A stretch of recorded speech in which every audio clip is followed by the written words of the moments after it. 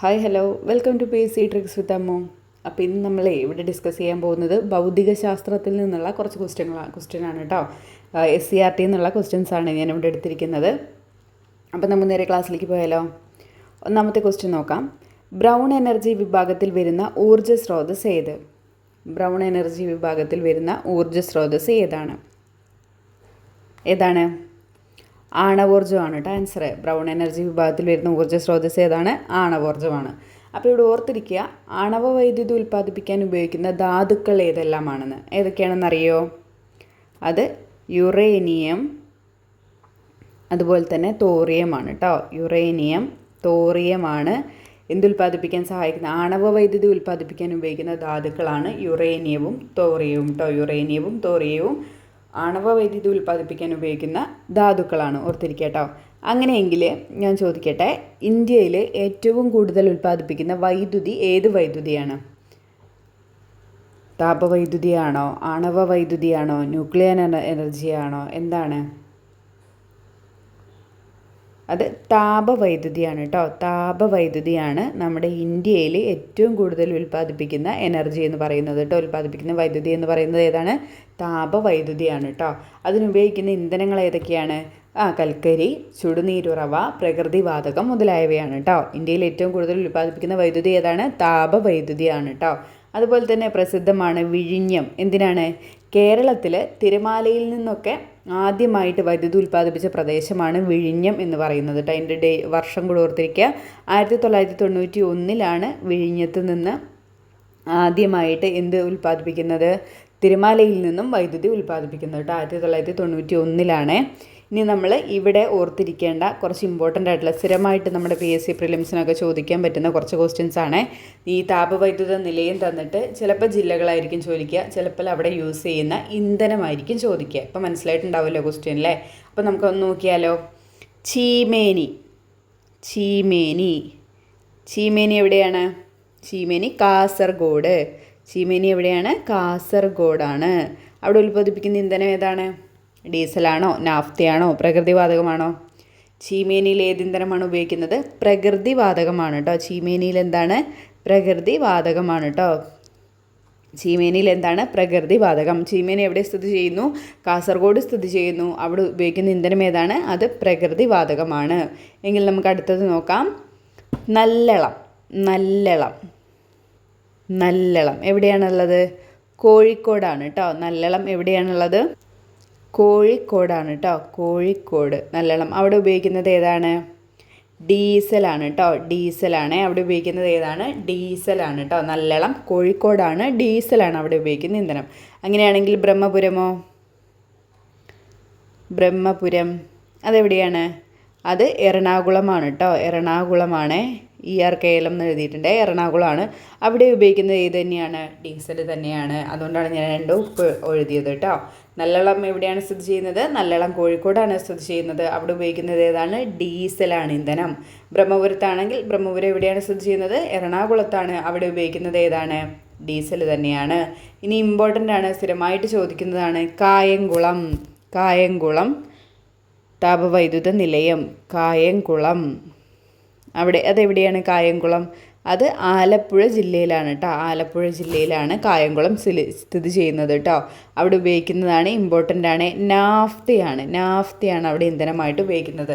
Naphtha ഇന്ധനമായിട്ട് ഉപയോഗിക്കുന്ന താപവൈദ്യുത നിലയം ഏതാണ്? കായംകുളമാണ്. ആലപ്പുഴ സ്ഥിതി ചെയ്യുന്ന കായംകുളമാണ്. അപ്പോൾ ഇതെല്ലാം കറക്റ്റ് അല്ലേ? ഇതെല്ലാം സെറ്റല്ലേ? നമുക്ക് നോക്കാം. ചീമേനി കാസർഗോഡാണ്, പ്രകൃതിവാതകമാണ്. നല്ലളം കോഴിക്കോടാണ്, ഡീസലാണ് ഇന്ധനമായിട്ട് യൂസ് ചെയ്യുന്നത്. ബ്രഹ്മപുരം എവിടെയാണ് സ്ഥിതി ചെയ്യുന്നത്? എറണാകുളത്താണ്. അവിടെ ഏതാണ് ഇന്ധനമായിട്ട് യൂസ് ചെയ്യുന്നത്? ഡീസൽ തന്നെയാണ്. അങ്ങനെയാണെങ്കിൽ കായംകുളം ഇമ്പോർട്ടൻ്റ് ആണ്. അത് സ്ഥിതി ചെയ്യുന്നത് ആലപ്പുഴയാണ്. അവിടെ ഉപയോഗിക്കുന്ന ഇന്ധനം ഏതാണ്? നാഫ്തയാണ്. ഉറപ്പല്ലേ? നോക്കല്ലേ? അടുത്ത ക്വസ്റ്റ്യൻ നോക്കല്ലേ. താഴെ കൊടുത്തിട്ടുള്ളവയിൽ സമതല ദർപ്പണത്തിലെ പ്രതിബിംബത്തിൻ്റെ പ്രത്യേകതകളിൽ പെടാത്തത് ഏതാണെന്നാണ് ചോദിച്ചിരിക്കുന്നത്. സമതല ദർപ്പണത്തിൽ വസ്തുവിൻ്റെ വലിപ്പവും പ്രതിബിംബത്തിൻ്റെ വലിപ്പവും തുല്യമായിരിക്കും. സമതല ദർപ്പണത്തിലെ പ്രതിബിംബം നിവർന്നതും മിഥ്യയുമായിരിക്കും. പ്രതിബിംബത്തിന് പാർശ്വിക വിപര്യായം സംഭവിച്ചിരിക്കും. സമതല ദർപ്പണത്തിൽ വസ്തുവിൽ നിന്ന് ദർപ്പണത്തിലേക്കുള്ള ദൂരവും ദർപ്പണത്തിൽ നിന്ന് പ്രതിബിംബത്തിലേക്കുള്ള ദൂരവും തുല്യമായിരിക്കില്ല. ഏതാണ്? സമതല ദർപ്പണത്തിലെ പ്രതിബിംബത്തിൻ്റെ പ്രത്യേകതകളാണ് കേട്ടോ ചോദിച്ചിരിക്കുന്നത്. ഓപ്ഷൻ ഡി ആണ് ഇവിടെ ആൻസർ ആയിട്ട് വരുന്നത് അല്ലേ. എന്താണ്? സമതല ദർപ്പണത്തിൽ വസ്തുവിൽ നിന്നുള്ള ദർപ്പണത്തിലേക്കുള്ള ദൂരവും ദർപ്പണത്തിൽ നിന്ന് പ്രതിബിംബത്തിലേക്കുള്ള ദൂരം എന്തായിരിക്കും? തുല്യമായിരിക്കും എന്നാണ് കേട്ടോ. എന്താണ്? തുല്യമായിരിക്കും. അപ്പോൾ നമുക്ക് എല്ലാം ഒന്നും കൂടെ നോക്കിയാലോ. സമതല ദർപ്പണത്തിൽ എന്താണ്? വസ്തുവിൻ്റെ വലിപ്പവും പ്രതിബിംബത്തിൻ്റെ വലിപ്പവും എന്തായിരിക്കും? തുല്യമായിരിക്കും. ഇനി സമതല ദർപ്പണത്തിലെ പ്രതിബിംബം നിവർന്നതും എന്ത് തന്നെയായിരിക്കും? മിഥ്യയുമായിരിക്കും. പ്രതിബിംബത്തിന് പാർശ്വിക വിപര്യായം സംഭവിച്ചിരിക്കും. സമതല ദർപ്പണത്തിൽ വസ്തുവിൽ നിന്ന് ദർപ്പണത്തിലേക്കുള്ള ദൂരവും ദർപ്പണത്തിൽ നിന്ന് പ്രതിബിംബത്തിലേക്കുള്ള ദൂരവും എങ്ങനെയായിരിക്കും? തുല്യമായിരിക്കും. ഇതാണ് നമ്മൾ സമതല ദർപ്പണത്തിലെ പ്രതിബിംബത്തിൻ്റെ പ്രത്യേകതകൾ എന്ന് പറയുന്നത് കേട്ടോ. അടുത്ത ക്വസ്റ്റ്യൻ നോക്കാം. വാതകങ്ങളിലും ദ്രാവകങ്ങളിലും താപപ്രേഷണം നടക്കുന്ന രീതി. വാതകങ്ങളിലും ദ്രാവകങ്ങളിലും താപപ്രേഷണം നടക്കുന്ന രീതി ഏതാണ്? സംവഹനമാണ് അല്ലേ. സംവഹനമാണ് കറക്റ്റായിട്ടുള്ള ആൻസർ. വാതകങ്ങളിലും ദ്രാവകങ്ങളിലും തന്മാത്രകളുടെ സ്ഥാനമാറ്റം മുഖേന നടക്കുന്ന താപപ്രേഷണ രീതി ഏതാണ്? സംവഹനമാണ്. എങ്കിൽ ഒരു മാധ്യമത്തിൻ്റെയും സഹായമില്ലാതെ താപപ്രേഷണം ചെയ്യപ്പെടുന്ന രീതി ഏതാണ്? അത് വികിരണമാണ് അല്ലേ. എന്നാൽ ഇവിടെ ഓർത്തിരിക്കേണ്ട ഒരു ഇമ്പോർട്ടൻ്റ് ആയിട്ടുള്ളൊരു കാര്യമാണ്, ചാലനത്തിനും സംവഹനത്തിനും എന്താണ്? താപം പ്രേഷണം ചെയ്യാനൊരു മാധ്യമം ആവശ്യമാണ്. മാധ്യമം എന്താണ്? ആവശ്യമാണ്. ആവശ്യമില്ലാത്തത് ഏതിനാണ്? വികിരണത്തിന് എന്ത് വേണ്ട? മാധ്യമം ആവശ്യമില്ല. മനസ്സിലാവുന്നുണ്ടോ? വാതകങ്ങളിലും ദ്രാവകങ്ങളിലും താപപ്രേഷണം നടക്കുന്ന രീതി ഏതാണ്? സംവഹനമാണ്. പിന്നെന്താണ്? മാധ്യമം ആവശ്യമാണ്. എന്താണ്? സംവഹനത്തിനും ചാലനത്തിനും എന്ത് ആവശ്യമാണ്? മാധ്യമം ആവശ്യമാണ്. എന്നാൽ വികിരണത്തിന് എന്താണ്? മാധ്യമം ആവശ്യമില്ല. ഇനി ഇവിടെ വേറൊരു കാര്യം കൂടെ ഓർത്തിരിക്കുക. നമ്മുടെ താപനിലയുടെ യൂണിറ്റുകൾ ഏതൊക്കെയാണെന്നറിയോ? താപനിലയുടെ യൂണിറ്റുകൾ degree Celsius, degree Fahrenheit, kelvin കേട്ടോ. ഡിഗ്രി സെൽഷ്യസ്, ഡിഗ്രി ഫാരൻഹീറ്റ്, കെൽവിന് മുതലായവയാണ് യൂണിറ്റിൻ്റെ താപനില യൂണിറ്റുകൾ എന്ന് പറയുന്നത് കേട്ടോ. Kelvin, degree Celsius, degree Fahrenheit, kelvin, ഇത്രയുമാണ് നമ്മുടെ താപനില യൂണിറ്റുകളായിട്ട് പറയുന്നത് കേട്ടോ. ഇതും കൂടെ ഒന്ന് ഓർത്തിരിക്കുക. അടുത്ത ക്വസ്റ്റ്യനിലേക്ക് പോവാം. നക്ഷത്രങ്ങൾ മിന്നിത്തിളങ്ങാൻ കാരണമായ പ്രതിഭാസം ഏതാണ്? നക്ഷത്രങ്ങൾ മിന്നിത്തിളങ്ങാൻ കാരണമായ പ്രതിഭാസം ഏതാണ്? ഓപ്ഷൻ എ അപവർത്തനമാണ് അല്ലേ. നക്ഷത്രങ്ങൾ മിന്നിത്തിളങ്ങാൻ കാരണമായ പ്രതിഭാസം ഏതാണ്? അപവർത്തനമാണ്. ഈ അപവർത്തനം വരുന്ന വേറെ കുറച്ച് എക്സാമ്പിൾ കൂടെ നമുക്കൊന്ന് അറിഞ്ഞിരിക്കാം. നമ്മുടെ ഈ ജലത്തിലിരിക്കുന്ന സ്ട്രോ വളഞ്ഞിരിക്കുന്നതായിട്ട് തോന്നാൻ കാരണം, അതൊക്കെ എക്സാമിന് ചോദിച്ചിട്ടുള്ളതാണ്. ജലത്തിലിരിക്കുന്ന സ്ട്രോ വളഞ്ഞിരിക്കുന്നതായി തോന്നാൻ കാരണം എന്താണ്? അപവർത്തനമാണ്. അതുപോലെ തന്നെ ജലത്തിനടിയിൽ കിടക്കുന്ന ഈ നാണയത്തൊട്ട് നമ്മളിങ്ങനെ നോക്കുമ്പോൾ ഇങ്ങനെ ഉയർന്നു നിൽക്കുന്നതായിട്ട് തോന്നും. അതിന് കാരണം എന്താണ്? അപവർത്തനമാണ്. ഇനി സൂര്യാസ്തമയത്തിന് ശേഷവും കുറച്ച് നേരം കൂടെ എന്താണ്? സൂര്യബിംബം കാണാൻ കഴിയുന്നത് എന്തുകൊണ്ടാണ്? അപവർത്തനം മൂലമാണ്. ഇത്രയും ചോദിച്ച കാര്യങ്ങളാണ് കേട്ടോ. അപവർത്തനമായിട്ട് എക്സാമ്പിൾ വെച്ചിട്ട് ചോദിച്ച കാര്യമാണ്. അതുകൊണ്ടാണ് അത്രയും ഞാനിവിടെ എടുത്തത് കേട്ടോ. നക്ഷത്രങ്ങൾ മിന്നിത്തിളങ്ങാൻ കാരണമായ പ്രതിഭാസം ഏതാണ്? അപവർത്തനം. താഴെ പറയുന്നവയിൽ സദിശ അളവുകൾക്ക് ഉദാഹരണമല്ലാത്തതേത്? താഴെ പറയുന്നവയിൽ സദിശ അളവുകൾക്ക് ഉദാഹരണമല്ലാത്തതേത്? ഓപ്ഷൻ ഡി ആണ് കറക്റ്റ് ആൻസർ. എന്താണ് അത്? സദിശ അളവ് അല്ലാത്തത് ഏതാണ്? വേഗത. വേഗത അപ്പോൾ എന്താണ്? ഒരു അദിശ അളവാണ്. ഒരു അദിശ അളവാണ്. ദിശ വേണ്ടാത്തൊരളവാണ് എന്ത് പറയുന്നത്? അദിശം അളവുകൾ എന്ന് പറയുന്നത്. മറ്റെന്താണ്? അളവിനോടൊപ്പം എന്തും കൂടെ പറയണം, ദിശ കൂടെ പറയേണ്ടി വരുന്ന അളവുകളെ നമ്മൾ എന്തെന്ന് പറയുന്നു? സദിശ അളവുകൾ എന്ന് പറയുന്നു. അപ്പോൾ ഏതൊക്കെയാണ് അദിശ അളവുകൾ എന്ന് പറയുന്നത്? വേഗത ഒന്ന് നമുക്ക് കിട്ടിയില്ലേ. വേഗത, അതുപോലെ തന്നെ സമയം, അതുപോലെ തന്നെ ഊർജം, പിന്നെ ഏതാണ്? ദൂരം. ഇത്രയും എന്താണ്? അദിശ അളവുകളാണ് കേട്ടോ. അതായത് നമ്മൾ അളവിനോടൊപ്പം എന്ത് പറയേണ്ടി വരുന്നില്ല? ദിശ പറയേണ്ടി വരാത്ത അളവുകളെയാണ് എന്ത് പറയുന്നത്? അദിശ അളവുകൾ എന്ന് പറയുന്നത്. മനസ്സിലാവുന്നുണ്ടോ ഏതൊക്കെ വരുന്നു? വേഗത, സമയം, ഊർജം, ദൂരം. എങ്കിൽ അദിശ അളവുകളൊന്ന് നോക്കിയാലോ, സദിശ അളവുകളൊന്ന് നോക്കിയാലോ. ഏതൊക്കെയാണ്? പ്രവേഗം, ത്വരണം, സ്ഥാനാന്തരം. വേറെ രണ്ടെണ്ണം കൂടെ പറയാം. ബലം, ആക്കം മുതലായവ എന്താണ്? സദിശ അളവുകളാണ് കേട്ടോ. പ്രവേഗം, ത്വരണം, സ്ഥാനാന്തരം, ബലം, ആക്കം മുതലായവ എന്താണ്? സദിശ അളവുകളാണ്. താഴെ കൊടുത്തിരിക്കുന്നവയിൽ തെറ്റായ പ്രസ്താവന ഏതെന്നാണ് ചോദിച്ചിരിക്കുന്നത്. മാസം പ്രവേഗവും ഗതികോർജത്തിന് നേരനുപാതത്തിലാണ്. മാസ് 2 മടങ്ങായി വർദ്ധിക്കുമ്പോൾ ഗതികോർജം ഇരട്ടിയാകുന്നു. പ്രവേഗം 3 മടങ്ങായി വർദ്ധിക്കുമ്പോൾ ഗതികോർജം 8 മടങ്ങാകുന്നു. പ്രവേഗം പകുതിയാകുമ്പോൾ ഗതികോർജം 1/4 മടങ്ങാകുന്നു. ഏതാണ് കറക്റ്റ് ആൻസർ? തെറ്റായ പ്രസ്താവനയാണ് ചോദിച്ചിട്ടുള്ളത്. ഓപ്ഷൻ സി ആണ് ആൻസർ. പ്രവേഗം 3 മടങ്ങായി വർദ്ധിക്കുമ്പോൾ ഗതികോർജം എന്ത് മടങ്ങാവും? 9 മടങ്ങാകും. 8 9 മടങ്ങാവും. ബാക്കി ശരിയായത് നമുക്കൊന്ന് നോക്കാം. മാസും പ്രവേഗവും ഗതികോർജത്തിന് എന്താണ്? നേർ അനുപാതത്തിലാണ് സ്ഥിതി ചെയ്യുന്നത്. ഇനി മാസ് 2 മടങ്ങാകുമ്പോൾ ഗതികോർജം ഇരട്ടിയാകും. മാസ് 2 മടങ്ങാകുമ്പോൾ എന്തായിരിക്കും? ഗതികോർജം ഇരട്ടിയാകും. പ്രവേഗം 3 മടങ്ങാകുകയാണെങ്കിലോ ഗതികോർജം 9 മടങ്ങാകും. പ്രവേഗം പകുതിയാകുമ്പോൾ ഗതികോർജം എന്ത് ചെയ്യും? 1/4 മടങ്ങാവും. മാസും പ്രവേഗവും ഏത് അനുപാതത്തിലാണ്? നേർ അനുപാതത്തിലാണ് കേട്ടോ. മാസും പ്രവേഗവും ഗതികോർജത്തിന് നേർ അനുപാതത്തിലാണെന്ന് ഓർത്തിരിക്കുക. ഇനി ഇവിടെ വേറൊന്ന്, നമ്മുടെ ഈ നിശ്ചലാവസ്ഥയിൽ ഇരിക്കുന്ന ഒരു വസ്തുവിൻ്റെ ഗതികോർജം എത്രയാണ്? നിശ്ചലാവസ്ഥയിലിരിക്കുന്ന ഒരു വസ്തുവിൻ്റെ ഗതികോർജം എത്രയാണ്? 0 ആണ് കേട്ടോ. 0 ആണ്. നിശ്ചലാവസ്ഥയിലിരിക്കുന്ന ഒരു വസ്തുവിൻ്റെ ഗതികോർജം എന്ന് പറയുന്നത് എപ്പോഴും എന്തായിരിക്കും? 0 ആയിരിക്കും. അടുത്ത ക്വസ്റ്റ്യൻ നോക്കാം. താഴെ കൊടുത്തിരിക്കുന്നവയിൽ തെറ്റായ പ്രസ്താവന ഏത്? എനിക്ക് ഒരു ഭാഗത്തു നിന്നുള്ള പോയിന്റ് നിങ്ങൾക്ക് കംപ്ലീറ്റ് ആയിട്ട് തരാൻ വേണ്ടിയിട്ടാണ് കേട്ടോ ഞാൻ ഇങ്ങനത്തെ കുറച്ച് ക്വസ്റ്റ്യൻ എടുത്തിരിക്കുന്നത്. തെറ്റായത് ഏതെന്ന്. അപ്പോൾ ഒന്നല്ലേ തെറ്റുണ്ടാവുള്ളൂ. ബാക്കി 3 പോയിന്റ് ശരിയായിരിക്കും. ആ 3 പോയിന്റ് നമുക്ക് കിട്ടും. അതുകൊണ്ടാണ് കേട്ടോ ഞാൻ ഇങ്ങനെ ഇവിടെ എടുത്തിരിക്കുന്നത്. ഒന്നാമത്തെ പ്രസ്താവന നോക്കാം. ശൂന്യതയിലൂടെ സഞ്ചരിക്കാൻ ശബ്ദത്തിന് കഴിവില്ല. ശബ്ദത്തിന് സഞ്ചരിക്കാൻ ഒരു മാധ്യമം ആവശ്യമില്ല. ബഹിരാകാശത്ത് അന്തരീക്ഷമില്ലാത്തതിനാൽ ശബ്ദം സഞ്ചരിക്കുന്നില്ല. ഖരം, ദ്രാവകം, വാതകം എന്നീ മാധ്യമങ്ങളിലൂടെ ശബ്ദം സഞ്ചരിക്കുന്നു. ഇതിൽ തെറ്റായ പ്രസ്താവനയാണ് ചോദിച്ചിരിക്കുന്നത്. വേഗം കണ്ടുപിടിച്ചോളൂ. ഓപ്ഷൻ ബി, ശബ്ദത്തിന് സഞ്ചരിക്കാൻ ഒരു മാധ്യമം ആവശ്യമില്ല എന്നുള്ളത് എന്താണ് ഇവിടെ? ശരിയാണോ തെറ്റാണോ? തെറ്റായിട്ടുള്ള പ്രസ്താവനയാണല്ലേ. എന്താണ്? ശബ്ദത്തിന് സഞ്ചരിക്കാൻ ഒരു മാധ്യമം ആവശ്യമാണ്. മാധ്യമം എന്താണ്? ആവശ്യമാണ് അല്ലേ? ആവശ്യമാണ്. ബാക്കിയൊന്ന് നോക്കിയാലോ. ശൂന്യതയിലൂടെ സഞ്ചരിക്കാൻ ശബ്ദത്തിന് എന്താണ്? കഴിവില്ല. കാരണം എന്താണ്? അവിടെ ഒരു മാധ്യമം ഇല്ല. മനസ്സിലാവുന്നുണ്ടോ? ശൂന്യതയിലൂടെ സഞ്ചരിക്കാൻ ശബ്ദത്തിന് കഴിവില്ല. അതിന് എന്താണ്? അവിടെ ഒരു മാധ്യമം ഇല്ല. അപ്പോൾ പിന്നെ ശബ്ദത്തിന് സഞ്ചരിക്കാൻ ഒരു മാധ്യമം ആവശ്യമില്ല എന്ന് പറയുന്ന സ്റ്റേറ്റ്മെൻറ്റ് തെറ്റല്ലേ? അപ്പോൾ ശബ്ദത്തിന് സഞ്ചരിക്കാൻ എന്താണ്? ഒരു മാധ്യമം ആവശ്യമാണ്. ബഹിരാകാശത്ത് അന്തരീക്ഷം ഇല്ലാത്തത് കൊണ്ടാണ് ശബ്ദം സഞ്ചരിക്കാത്തത്. ശരിയാണ്. ഖരം, ദ്രാവകം, വാതകം എന്നീ മാധ്യമങ്ങളിലൂടെ എന്ത് സഞ്ചരിക്കുന്നു? ശബ്ദം സഞ്ചരിക്കുന്നു. അടുത്ത ക്വസ്റ്റ്യനിലേക്ക് പോവാം. അക്വേറിയത്തിൻ്റെ അടിത്തട്ട് ജലോപരിതലത്തിൽ പ്രതിപതിക്കുന്നതിന് കാരണം? അക്വേറിയത്തിൻ്റെ അടിത്തട്ട് ജലോപരിതലത്തിൽ പ്രതിപതിക്കുന്നതിന് കാരണം? ഓപ്ഷൻ എ, പൂർണ്ണാന്തര പ്രതിപതനമാണ് കേട്ടോ. അക്വേറിയത്തിൻ്റെ അടിത്തട്ട് ജലോപരിതലത്തിൽ പ്രതിപതിക്കാൻ കാരണം എന്താണ്? പൂർണ്ണാന്തര പ്രതിപതനം. അസ്തമയങ്ങളിൽ ചക്രവാളം ചുവന്നിരിക്കാൻ കാരണം? അസ്തമയങ്ങളിൽ ചക്രവാളം ചുവന്നിരിക്കാൻ കാരണം? ഓപ്ഷൻ ഡി, വിസരണമാണ് കറക്റ്റ് ആൻസർ കേട്ടോ. അസ്തമയങ്ങളിൽ ചക്രവാളം ചുവന്നിരിക്കാൻ കാരണം എന്താണ്? വിസരണമാണ്. LPGയിലെ മുഖ്യ ഘടകം ഏത്? ഓപ്ഷൻ എ, ബ്യൂട്ടൈൻ ആണ് കേട്ടോ. LPGയിലെ മുഖ്യ ഘടകം ഏതാണ്? ബ്യൂട്ടൈൻ ആണ്. CNGയിലൊക്കെയാണ് എന്ത് മുഖ്യ ഘടകമായിട്ട് വരുന്നത്? മീഥേന് മുഖ്യ ഘടകമായിട്ട് വരുന്നത് കേട്ടോ. LPGയിൽ മുഖ്യ ഘടകം ഏതാണ്? ബ്യൂട്ടൈൻ ആണ്. ബയോഗ്യാസ് പ്ലാന്റിൽ നിന്ന് പുറന്തള്ളുന്ന വളത്തെ എന്തു പറയുന്നു? ബയോഗ്യാസ് പ്ലാന്റിൽ നിന്നും പുറന്തള്ളുന്ന വളം ഏതാണ്? സ്ലറി എന്ന പേരിലാണ് കേട്ടോ അറിയപ്പെടുന്നത്.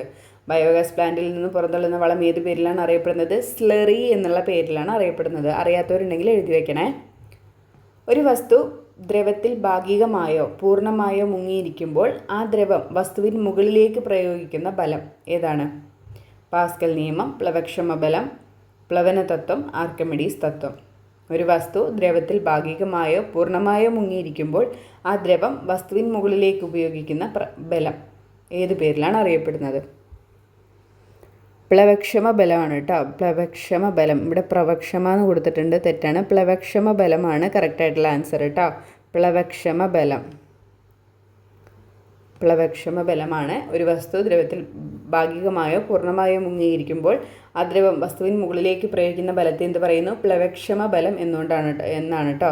അവിടെ വേറൊരു ഇതും കൂടെ പറയാം. നമ്മുടെ ഈ ഹൈഡ്രജൻ നിറഞ്ഞ ബലൂണുകളൊക്കെ വായുവിൽ ഉയർന്നു പറക്കുന്നു. അതിനുള്ള കാരണം എന്ത് തന്നെയാണ്? പ്ലവക്ഷമ ബലമാണെന്ന് ഓർത്തിരിക്കുക കേട്ടോ. അതൊരു ഉദാഹരണമായിട്ട് നമ്മുടെ SCERTയിൽ പറയുന്നുണ്ട് കേട്ടോ. ഹൈഡ്രജൻ നിറഞ്ഞ ബലൂണുകൾ വായുവിൽ ഉയർന്നു പറക്കാൻ കാരണം എന്താണ്? പ്ലവക്ഷമ ബലമാണ്. പ്രതലബലത്തിന് കാരണം ദ്രാവക ഉപരിതലത്തിലെ തന്മാത്രകളുടെ ഏത് തരം ആകർഷണമാണ്? പ്രതലബലത്തിന് കാരണം ദ്രാവക ഉപരിതലത്തിലെ തന്മാത്രകളുടെ ഏത് തരം ആകർഷണ ബലമാണ്? ഏതാണ്? കൊഹീഷനാണ് കേട്ടോ. കൊഹീഷനാണ് പ്രതലബലത്തിന് കാരണം ദ്രാവക ഉപരിതലത്തിലെ തന്മാത്രകളുടെ കൊഹീഷൻ ആകർഷണ ബലമാണ് കേട്ടോ. എന്താണ് കൊഹീഷൻ എന്ന് പറഞ്ഞാൽ? എന്താണ്?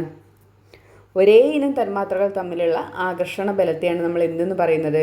കൊഹീഷൻ എന്ന് പറയുന്നത് കേട്ടോ. ഒരേ ഇനമാണ്. എന്നാൽ അഡീഷൻ എന്താണ്? എപ്പോഴും അടിയായിരിക്കും. കാരണം എന്താണ്? വ്യത്യസ്തങ്ങളായിട്ടുള്ള തന്മാത്രകളാണ് അതിൽ അടങ്ങിയിരിക്കുന്നത്. അപ്പോൾ എന്തായിരിക്കും? വ്യത്യസ്തരാകുമ്പോൾ എപ്പോഴും അടിയായിരിക്കും അല്ലേ? ഒരേ ആളുകളാകുമ്പോൾ അടി ഉണ്ടാവില്ല. അപ്പോൾ ഒരേ ഇനമാണെങ്കിൽ എപ്പോഴും എന്താണ്? കൊഹീഷനായിരിക്കും. വ്യത്യസ്തമാണെങ്കിൽ എന്താണ്? അടിയായിരിക്കും. അഡീഷൻ. അതേപോലെ തന്നെ ഒരു കാര്യം കൂടെ ഇവിടെ ഓർത്തിരിക്കുക കേട്ടോ. ഒരു കുഴലിനകത്തെ ദ്രാവകത്തിൻ്റെ ഭാരത്തെ താങ്ങി നിർത്തുന്ന ബലം ഏതാണെന്ന് ചോദിച്ചാൽ അത് ഏത് തന്നെയാണ്? അഡീഷൻ ബലമാണ് കേട്ടോ. അഡീഷൻ ബലമാണ് ഒരു കുഴലിനകത്തെ ദ്രാവകത്തിൻ്റെ ഭാരത്തെ താങ്ങി നിർത്തുന്ന ബലം. അതേതാണെന്ന് ചോദിച്ചാൽ അതേതാണ്? അഡീഷൻ ആണ് കേട്ടോ. അഡീഷൻ ബലമാണ്. താഴെ പറയുന്നവയിൽ ഗ്രീൻ എനർജിയിൽ പെടാത്തതേത്?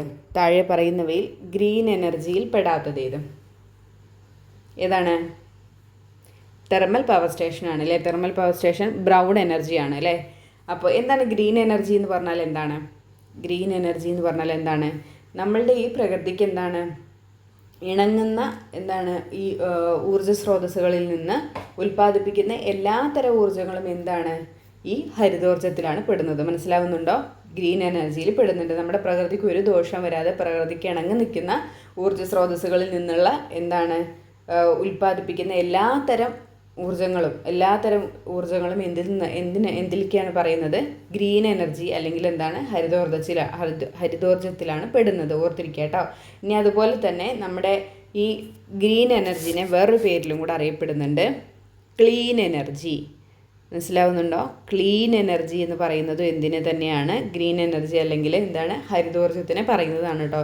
ഈ 3 വേർഡിൽ ഏതെങ്കിലും ഒന്ന് ക്വസ്റ്റ്യൻ പേപ്പറിൽ കണ്ടാൽ കൺഫ്യൂഷൻ ആവാൻ പാടില്ല. ഗ്രീൻ എനർജി, ക്ലീൻ എനർജി, ഹരിതോർജ്ജം, ഇത് 3ഉം എന്താണ്? ഒന്നിനെ തന്നെയാണ് പറയുന്നത് കേട്ടോ.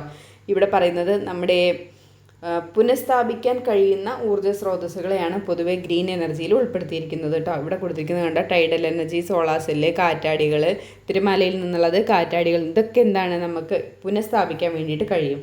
അതിൽ പെടുന്ന ഊർജ്ജങ്ങളെല്ലാം എന്ത് പറയുന്നു? ഗ്രീൻ എനർജിയിലാണ് ഉൾപ്പെടുത്തിയിരിക്കുന്നത്. ജസ്റ്റ് ഒന്ന് ഓർത്തിരിക്കുക കേട്ടോ. ഒരു മണ്ണ് മാന്തി യന്ത്രത്തിൻ്റെ പ്രവർത്തനത്തിൽ പ്രധാനമായും ഉപയോഗപ്പെടുത്തിയിട്ടുള്ള ശാസ്ത്രതത്വം ഏതാണ്? ഒരു മണ്ണ് മാന്തി യന്ത്രത്തിൻ്റെ പ്രവർത്തനത്തിൽ പ്രധാനമായും ഉപയോഗപ്പെടുത്തിയിട്ടുള്ള ശാസ്ത്രതത്വം ഏതാണ്? ഓപ്ഷൻ ബി പാസ്കൽ നിയമമാണ് കേട്ടോ. ഓപ്ഷൻ ബി പാസ്കൽ നിയമമാണ്. ഒരു മണ്ണ് മാന്തി യന്ത്രത്തിൻ്റെ പ്രവർത്തനത്തിൽ പ്രധാനമായിട്ടും ഉപയോഗിച്ചിട്ടുള്ള ശാസ്ത്രതത്വം ഏതാണ്?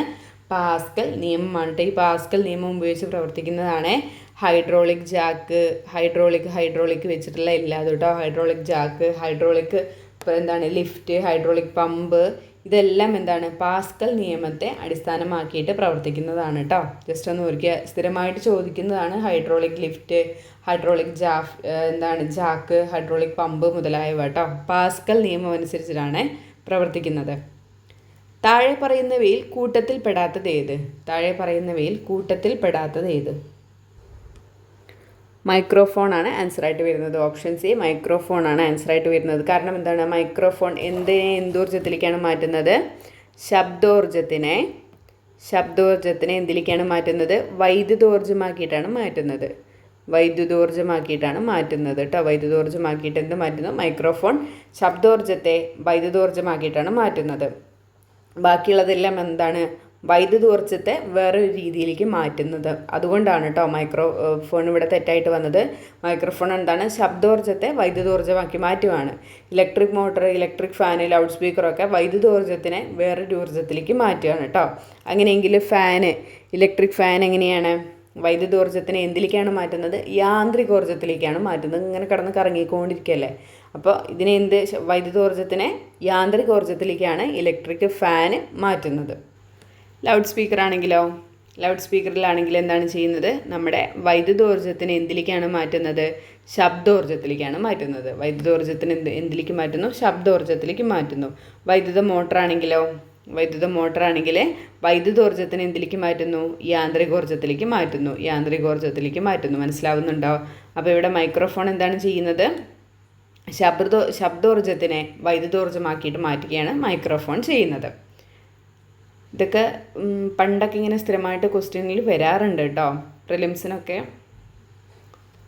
അടുത്ത ക്വസ്റ്റ്യൻ നോക്കാം.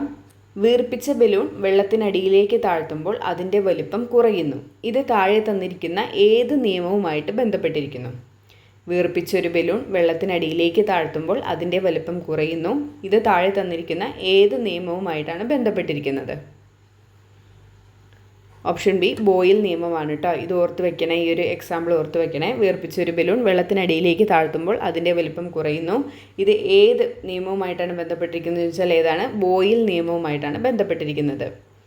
ദ്രവ്യത്തിൻ്റെ 9ാമത്തെ അവസ്ഥ ഏത്? ദ്രവ്യത്തിൻ്റെ 9ാമത്തെ അവസ്ഥ ഏത്? ഓപ്ഷൻ സി ജാൻ ടെല്ലർ മെറ്റലാണ് കേട്ടോ. ദ്രവ്യത്തിൻ്റെ 9ാമത്തെ അവസ്ഥ ഏതാണ്? ഓപ്ഷൻ സി ജാൻ ടെല്ലർ മെറ്ററാണ്. അങ്ങനെയെങ്കിൽ നമുക്ക് ജസ്റ്റ് ഈ 9 എണ്ണം ഒന്ന് നോക്കിയാലോ. ഏതൊക്കെയാണ്? ഖരം, ദ്രാവകം, വാതകം, പിന്നെ ഏതാണ്?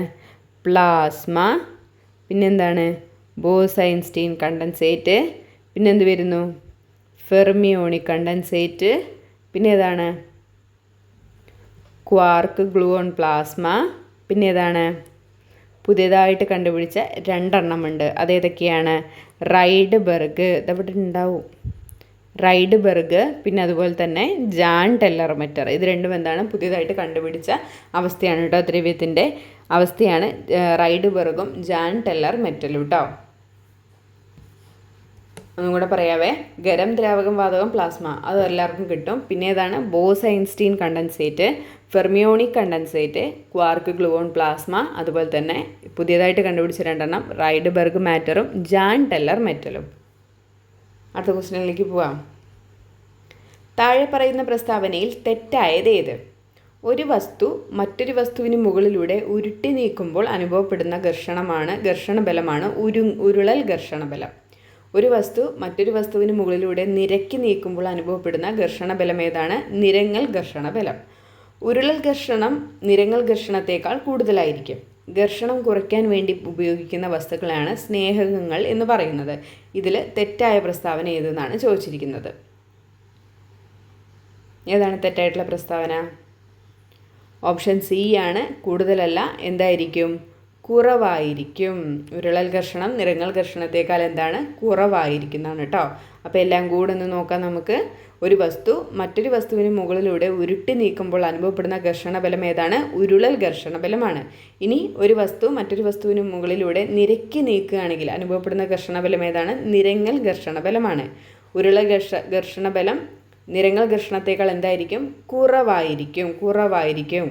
ഇനി ഘർഷണം കുറയ്ക്കാൻ വേണ്ടി ഉപയോഗിക്കുന്ന വസ്തുക്കൾ ഏതൊക്കെയാണ്? സ്നേഹകങ്ങൾ ആണ്. അടുത്ത ക്വസ്റ്റ്യൻ നോക്കാം.